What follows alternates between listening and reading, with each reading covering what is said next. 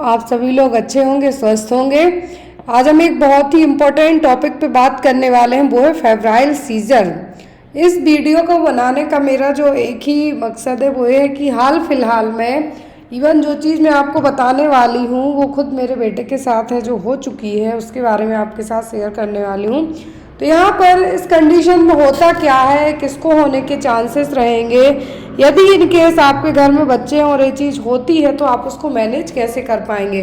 तो step by step ये चीज़ है क्या, कैसे आप इसको मैनेज करेंगे, वो सभी चीज़ें आज हम पढ़ने वाले हैं। फर्स्ट थिंग, जब भी आपके बच्चे को फीवर हो, क्योंकि फेब्राइल सीजर्स का मतलब ही होता क्या है, फेब्राइल मतलब फीवर, सीजर मतलब कि कन्वल्सन, झटके आना।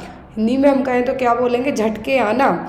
इसको आप एपिलेप्सी से कंसीडर नहीं कर सकते हैं कि ये एपिलेप्सी है क्या, बिल्कुल भी नहीं।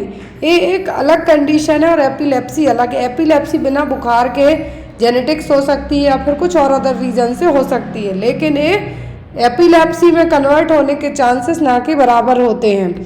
फेब्राइल सीजर्स एक तरीके के कन्वर्जन्स हैं जो ओनली या तो जो एज ग्रुप है, एज ग्रुप 6 महीने से लेके 5 साल तक के बच्चों में आ सकते हैं, या फिर 12 महीने से 18 महीने के बच्चों में जो पीक एज होती है इसके लिए वो होगा। क्यों? जो आपके ब्रेन में जो हाइपोथैलेमस है, टेम्परेचर को रेगुलेटिंग सेंटर कंसीडर किया जाता है। आपके ब्रेन में जो टेम्परेचर रेगुलेशन सेंटर कहाँ पे होता है, हाइपोथैलेमस में। अब यहाँ पर जब आपकी बॉडी का टेम्परेचर, बच्चे की बॉडी का टेम्परेचर 100.4 डिग्री फ़ारेनहीट या फिर 38 डिग्री सेल्सियस से ज़्यादा चला जाए, तब आने के चांसेस ज़्यादा होंगे। अब का मतलब है मोर देन 100.4 या फिर 38 डिग्री सेल्सियस तक टेम्परेचर इससे ज़्यादा क्रॉस करता है, चांसेस है। ऐसा नहीं कि सभी बच्चों को आ सकते हैं, ये जनरली 100 में से 10 बच्चों को आने की संभावनाएं रहती हैं। और ये भी हो सकता है कि आपके यहाँ जेनेटिक्स हो, क्योंकि मेरे यहाँ तो ये चीज़ जेनेटिक्स निकली है। जेनेटिक्स का मतलब या तो पेरेंटल साइड से रही हो, बच्चे के जो पिता हैं उस तरफ से किसी को रही हो, या फिर माँ के साइड से किसी को रही हो, या फिर फादर या मदर को बचपन में किसी को भी रही हो। इसकी जो एज की बात करें हम, तो 6 महीने से 5 साल तक तो क्या है, कंसिडर की गई है। कुछ एज में जनरली 5 से 6 साल तक भी आते रहते हैं, लेकिन अभी जो रिसेंट में मेरे बच्चे की एज कितनी थी, 7 साल 5 महीने एज थी, इतने में इसको आए 104 डिग्री फ़ारेनहीट के ऊपर फीवर जा रहा था, जो कि वायरल फीवर था। हम लोग उसको बचपन में फ्रीजियम दे के रखते थे, but at that time doctor ने 2 साल पहले बंद करवा दी कि फीवर में अब ज़रूरत नहीं है, 5 साल से ज़्यादा का हो गया है। बट इस बार जो फीवर था उसमें वायरल 104 डिग्री टेम्परेचर पहुंचा और सडनली उसको फेब्राइल सीजर्स आ गए। बट वो लेस देन 1 मिनट ही चले और बच्चा होश में आने के बाद सब कॉन्शियस भी हो जाते हैं, सेमी कॉन्शियस टाइप के रहेंगे, कभी कभी बेहोश भी हो जाते हैं। लेकिन एक बार जब वो उनके हाथ पर स्टिफ होने के बाद वो जब नॉर्मल कंडीशन में आते हैं, वो आपको चेक करना बहुत इंपॉर्टेंट है। तो यहाँ पर ये कहा गया है कि यदि 5 मिनट से भी कम के रहते हैं फेब्राइल सीजर और अपने आप स्टॉप भी हो जाते हैं, होगा क्या इसमें, बच्चा अनरिस्पॉन्सिव होगा, रिस्पॉन्ड नहीं करेगा, आई बॉल्स ऊपर की तरफ जाएंगी, टीथ क्लेंच मतलब एक तरीके से जकड़ने टाइप के होंगे, मुंह से पानी सा आ सकता है, और जर्की मूवमेंट्स होंगे, मतलब हाथ पैर ऊपर की तरफ जाएंगे या फिर नीचे की तरफ होंगे। वो कहलाती है टॉनिक क्लॉनिक स्टेज, जिसमें या तो ऊपर की तरफ या नीचे की तरफ हाथ पैर आएंगे। और ये चीज़ देखना एक पेरेंट के लिए एज अ मदर और एज अ फादर कॉमन नहीं होता है। एक तरीके के कॉमन की ये फीवर, यदि टेम्परेचर छोटे बच्चे हैं तो उनमें 100 डिग्री के ऊपर भी हो सकता है, यदि बच्चे की उम्र थोड़ी ज़्यादा है तो 101 भी हो सकता है। तो यहाँ पर कुछ रेयर केसेस में ये 6 से 18 साल तक भी बच्चों को आ सकते हैं। CDS की गाइडलाइन में आप पढ़ेंगे, कुछ रेयर केसेस में बच्चों को 6 से 18 साल तक की एज में बुखार के साथ ही जो झटके फेब्राइल सीजर्स हैं आ सकते हैं। ये एक एपिलेप्सी में कंसीडर नहीं किए जाएंगे, क्योंकि ये बच्चे के इंटेलिजेंस या फिर ब्रेन डेवलपमेंट को है जो अफेक्ट नहीं करते हैं। जनरली 5 साल की उम्र में स्टॉप हो जाते हैं। तो होगा क्या, यहाँ पे देखिए, बुखार 100.4 या फिर 38 डिग्री सेल्सियस से ज़्यादा है तब चांस है। बेबीज़ की उम्र जनरली 6 महीने से 5 साल की उम्र में आ सकते हैं। कभी कभी बच्चों को इससे कम उम्र में भी आने के चांसेस रहते हैं। मुंह से क्या होगा, पानी सा बाहर आएगा, दांत बिल्कुल इस तरीके से बंद करेगा बच्चा कि आपको उस टाइम देखना है, जो आप बच्चे को देखने में बहुत ही ज़्यादा डरे हुए रहेंगे, आंखें ऊपर की तरफ जाएंगी, ऐसे आप देख रहे हैं, जर के मूवमेंट्स रहेंगे। तो ऐसे केसेस में अब आपको करना क्या है, यदि ये चीज़ आपके घर में ना हो किसी के साथ भी, लेकिन यदि होती है तो आपको करना क्या है।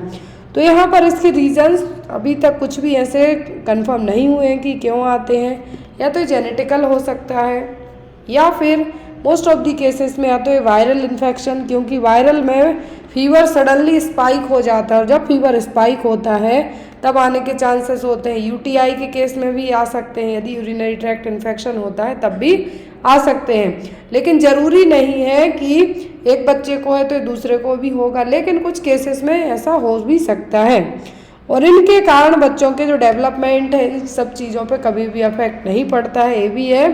नेक्स्ट हम बात करेंगे कि पेरेंट्स के थ्रू, यस तो ये पेरेंट्स के थ्रू, वही मैंने जो आपको कहा कि कुछ केसेस में कुछ फेब्राइल सीजर्स में क्या होगा कि यदि माँ साइड से है तो बच्चे को हो सकता है, फादर के साइड से तो हो सकता है, इवन जो दादा दादी साइड से भी उस जनरेशन को हुए तो भी चांसेस रहते हैं, थोड़े बहुत चांसेस रहते हैं। और इसके जो एपिलेप्सी में कन्वर्ट होने के चांसेस ना के बराबर होते हैं। यदि फैमिली में हिस्ट्री रही होगी एपिलेप्सी की तो फेब्राइल सीजर्स कन्वर्ट हो सकते हैं, लेकिन जनरली ये नहीं होते हैं। नेक्स्ट क्वेश्चन आपके माइंड में आएगा कि यदि ऐसा होता है तो क्या कर सकते हैं आप, कैसे मैनेज करेंगे इस चीज़ को। तो आपको मैनेज करने के लिए करना क्या है कि जब भी ऐसी सिचुएशन डेवलप हो तो पहले तो फीवर यदि हाई जाता है तो 101 के आसपास जाए, तो यदि फीवर कंट्रोल नहीं होता है कैलपॉल से तो मेफ्टॉल देने का ट्राई करें बच्चे को, या फिर आइबुजेसिक दे सकते हैं। आइबुजेसिक और मेफ्टॉल से फीवर है जो सडनली डाउन होता है।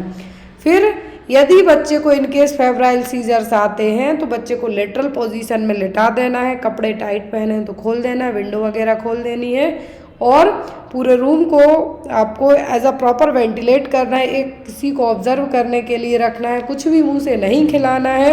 इवन आप बच्चे के मुंह में उंगली डाल के भी ना देखें, क्योंकि उस टाइम उसके जो टीथ हैं वो कह रहे हैं क्लिंच रहेंगे, एक तरीके से इतना ज़्यादा क्लोज रहेंगे कि आप उनको ओपन नहीं कर सकते हैं। और जो भी इंसिडेंट हो रहा है उसको आप नोट डाउन कीजिए कि कितने मिनट का रहा है, कितने मिनट का रहा है, या फिर आप चाहें तो उसको वीडियो बना के रिकॉर्ड कर सकते हैं यदि आप इतना उस टाइम में आप खुद इतने एक्टिव रह पाएँ तो। क्योंकि एज अ पेरेंट्स में खुद इतना प्रैक्टिस में रहने के बाद भी, हॉस्पिटल ट्रेनिंग के बाद भी उतना देख पाना ईजी नहीं हो पाता है। यदि जो बच्चे के लिए जो सीजर्स आया है, फेब्राइल सीजर आया है, यदि बच्चा 3 या 5 मिनट से ज़्यादा कंटिन्यूअस जा रहा है वो, तो आपको मिडाजोलम स्प्रे आता है, एक साइड 2, पहले आप हाथ पे स्प्रे को, जो यहाँ पे आप देख रहे हैं ये प्रिस्क्राइब ड्रग है, विदाउट प्रिस्क्रिप्शन मार्केट में अवेलेबल नहीं होती है, डॉक्टर आपको लिखेंगे। आपको पता होगा, क्योंकि फर्स्ट टाइम पेरेंट्स को नहीं पता होता है कि बच्चे को फेब्राइल फिट्स की प्रॉब्लम हो सकती है, लेकिन कुछ केसेस में यदि होती है तो घर में लेके रखते हैं पेरेंट्स। यदि 3 मिनट से ज़्यादा जाए तभी मिडाजोलम स्प्रे आपको यूज़ करना है, अदरवाइज यूज़ ना करें। फिर यहाँ पे आपको टेम्परेचर, जो मैंने कहा कि घर को ठंडा करने की कोशिश करें, कूलर चलाएं या एसी हो तो एसी को ऑन करें, 28 से 30 के बीच में टेम्परेचर मेंटेन करें, टैपेड स्पंजिंग करें टेम्परेचर को कंट्रोल करने के लिए। और यदि ऐसा हो जाए कि बच्चे को फेब्राइल फिट आ जाए, सीजर आ जाए, तो आपको एक कंडीशन है जो अप्लाई करनी है कि कपड़े तुरंत ढीले करना है, लेटरल पोजीशन में लेटाना है, जो मुंह से बच्चे के पानी सा या झाग निकल रहा है तो वो बच्चा एस्पिरेट ना कर पाए, साइड आप लेटा देंगे तो जो पूरा वो मुंह से पानी आ रहा हो बाहर निकलते जाएगा, बच्चा एस्पिरेट नहीं कर पाएगा। और यहाँ पर पैरासीटामोल आपको जब बच्चे को सीजर आ रहा है उस टाइम में नहीं देना है, एस्पिरेट करने का रिस्क ज़्यादा रहेगा। और पैरासीटामोल ड्रॉप या फिर सिरप दोनों अलग होती हैं। ड्रॉप में कम अमाउंट मेडिसिन में ज़्यादा है, जो क्या रहेगा जो डोज है वो हो सकता है सिरप के कंपेयर में। और यहाँ पर आपको मे बी जनरली जो चांसेस होते हैं यदि वायरल भी हुआ है तो 48 से 72 घंटे का जो शुरुआती फीवर होता है उसमें आने के चांसेस ज़्यादा होते हैं। नेक्स्ट है यहाँ पर कि यदि बच्चे को इनकेस डेवलप होते हैं तो आपको करना क्या है। When a child develop conversion do not gate frightened, आपको डरना नहीं है। बच्चा यदि इनकेस बच्चे को कन्वर्जन आया है, फेब्राइल कन्वर्जन आया है हाई फीवर में, तो फ़ोन उठा के उसको वीडियो रिकॉर्ड करें, क्योंकि यदि आप डॉक्टर को प्रॉपर एक्सप्लेन नहीं कर पाएंगे ये चीज़ तो कुछ का कुछ डायग्नोज भी हो सकता है। चांसेस रहते हैं, 2% चांसेस रहते हैं, डिपेंड करता है आपके डॉक्टर को आप किस तरीके से एक्सप्लेन कर पा रहे हैं। दूसरी चीज़, यदि इनकेस इस तरीके से होता है तो बच्चे को लेटरल पोजीशन में लिटाना है। तीसरा, आपको एयरवे ऑब्स्ट्रक्शन के लिए प्रिवेंट करना है तो बच्चे को पूरा लूज क्लॉथ कर देने हैं उसके। यदि 3 मिनट से ज़्यादा तक कन्वर्जन चलते हैं तो आपको मिडाजोलम स्प्रे दोनों साइड नोज़ में क्या करना है, स्प्रे करना है। और यहाँ पर जनरली ये conversion most of the cases में 3 से 5 मिनट में अपने आप ठीक हो जाते और नहीं होते हैं तब मिडाजोलम नेजल स्प्रे क्या करना है, आपको एडमिनिस्टर करना है नाक के थ्रू। दोनों साइड एक बार आपको स्प्रे करना है, इससे ज़्यादा आप कुछ भी नहीं कर सकते। अब आपको क्या बच्चे की MRI या EEG कराने की ज़रूरत पड़ेगी, तो यदि बच्चे को 6 से 7 साल के बाद कन्वर्जन आते हैं या फिर शुरुआती टाइम में फर्स्ट टाइम आए हैं तो वो डिपेंड करता है कि बच्चा एडमिट हुआ होगा हॉस्पिटल में तो डॉक्टर करा सकते, लेकिन ज़रूरत नहीं रहती। सिंपल फेब्राइल कन्वर्जन सीजर में EEG या MRI की ज़रूरत नहीं होती है, डिपेंड करता है डॉक्टर करवा रहे हैं या नहीं। दूसरी चीज़, जो बच्चे हैं, जो 40% तक केसेस में क्या रहेगा कि बच्चों को रिकवर होने का जो खतरा है वो रहता है कि बच्चे को हाई फीवर में हो सकता है। और एज जनरली 18 महीने की एज के पहले है। जो कभी भी यदि फीवर हाई होता है, आपको पता है कि बच्चे को क्या है, आपके फेब्राइल सीजर की प्रॉब्लम एक बार हो चुकी है और मे भी 5 साल तक की उम्र तक, जब भी हाई फीवर जाए तो बच्चे को फ्रीसियम जो एक क्लोज़ापाम टैबलेट होती है वो दे के रखा जाता है। डोज आपका डॉक्टर आपको बता देगा कितना डोज है जो दिया जाता है। और जनरली ये लोअर टेम्परेचर पे कभी कभी कुछ केसेस में जो यदि 101 की जगह 99.8 पे भी बच्चे की उम्र यदि 18 महीने से कम है तो उसको आ सकते हैं। और यहाँ पर जब भी बच्चे को फेब्राइल सीजर आ रहा है तो आपके बच्चे के पास एक ना एक कोई रहना चाहिए, क्योंकि उस टाइम बच्चे को आप नहीं छोड़ सकते हैं। तो यहाँ पर एंटी कन्वर्जेंट मेडिकेशन को लेके भी बहुत सारे लोगों के माइंड में चीज़ आएगी कि क्या बच्चे को permanent anti convergent medication start होती है, तो बिल्कुल भी नहीं, क्योंकि सिंपल फेब्राइल सीजर में 3 दिन तक क्लोज़ापाम जो मैंने फ्रीसियम टैबलेट बताई वो डॉक्टर प्रिस्क्राइब करते हैं, उसको दे के है जो 3 दिन तक।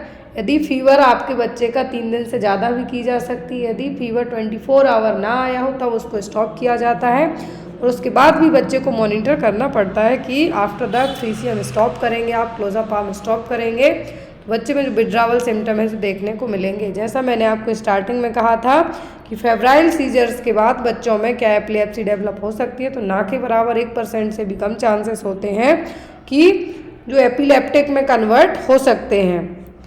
नेक्स्ट है यहाँ पर यदि फेब्राइल कन्वर्जन बार बार आ रहे हैं तो बच्चे की स्कूल परफॉर्मेंस या इंटेलिजेंसी को अफेक्ट करेंगे, तो नहीं। इसके लिए आपके पास सबसे अच्छा ऑप्शन यही है कि यदि आपको पता है कि बच्चे को पहले फेब्राइल कन्वर्जन्स आए हैं तो इवन आपको डॉक्टर ये चीज़ बता के रखते हैं कि आपके बच्चे में यदि फेब्राइल कन्वर्जन्स की प्रॉब्लम रही है तो जैसे ही हाई फीवर जाता है 3 दिन उसके लिए मेडिकेशन पे रखें। जो कैल्पोल आप पैरासीटामोल दे रहे हैं अदर देन उसके फ्रीसियम क्लोज़ापाम टैबलेट दी जाती है। और यहाँ पे आपको और कोई भी डाउट रहते हैं तो आपको करना क्या है, जो पैरासीटामोल आपके डॉक्टर ने प्रिस्क्राइब किए वही देना है। यदि कन्वर्जन स्टार्ट होते हैं बच्चे को तो फ्लोर पे लिटा देना है एक साइड करके, लेटल या फिर मतलब आप करवट लेके बच्चे को लिटा सकते हैं। बच्चे के जो कपड़े हैं वो लूज़ कीजिए, मुंह से जो पानी झाग आ रहा है उसको पहुँचिए, अंदर हाथ डालने की कोशिश ना करें, जो भी आसपास आइटम रखें उसको दूर रखें। और यदि आते हैं तो ऐसे केसेस में कन्वर्जन्स आते हैं आपकी फर्स्ट प्रायोरिटी होती है कि उस चीज़ को आप क्या करें, रिकॉर्ड करें पॉसिबल हो तो, क्योंकि आपको वो चीज़ डॉक्टर को दिखानी पड़ेगी। यदि कन्वर्जन 3 से 5 मिनट से ज़्यादा चल रहे हैं तो मिडाजोलम स्प्रे जो आपके डॉक्टर ने प्रिस्क्राइब किया है वो आप स्प्रे कर सकते हैं। बच्चे को कंटिन्यूस टैपेड स्पंजिंग है वो करें ताकि फीवर रिड्यूस हो। पैनिक नहीं होना है, पानी वानी तो कुछ भी नहीं देना है, ना ही मुंह में कुछ डालना है। कि जो टीथ क्लिंच हो रहे हैं उसको स्टॉप करने की कोशिश ना करें आप, ना बच्चे की नाक को पिंच करने की कोशिश करें। उस टाइम यदि जब फेब्राइल कन्वल्जन्स आते हैं तो बच्चे का पूरा फेस है पर्पल कलर का हो सकता है, क्योंकि उतने टाइम के लिए ऑक्सीजन सप्लाई भी डिस्टर्ब हो जाती है। और यहाँ पर आपको सबसे अच्छी चीज़ ये करनी है कि यदि आपको पता है कि आपके बच्चे को फेब्राइल कन्वल्जन्स की प्रॉब्लम है तो आप अपने घर में ना तो कपूर का धुआं करें, कपूर और दूसरा यूकेलिप्टस, इन 2 चीज़ों से बच्चे को हमेशा दूर रखें, ताकि स्मेल से भी उसको प्रॉब्लम हो सकती है। तो ये थे क्या डू एंड डोंट, जो यदि इनकेस आपके घर में बच्चे हैं, क्योंकि बच्चों में कॉमन नहीं 100 में से 10 बच्चों में होने वाली समस्या है। यहाँ पर मैंने अपना खुद का एक पर्सनल एक्सपीरियंस शेयर किया है, जो अभी बेबी नवरात्रि के टाइम पे मेरे साथ हुआ है। और इस चीज़ में घबराना, जैसे मैंने कहा, घबराने की ज़रूरत नहीं है, वो एक कहने की बात होती है लेकिन घबराहट ज़रूर होती है। तो ये जो वीडियो था ये आपके लिए एज अ नॉलेज पर्पस था, लेकिन आप जो मेडिकेशन है वो विदाउट डॉक्टर के प्रिस्क्रिप्शन के कोई भी मेडिकेशन यूज़ करने की कोशिश ना करें। Thank you.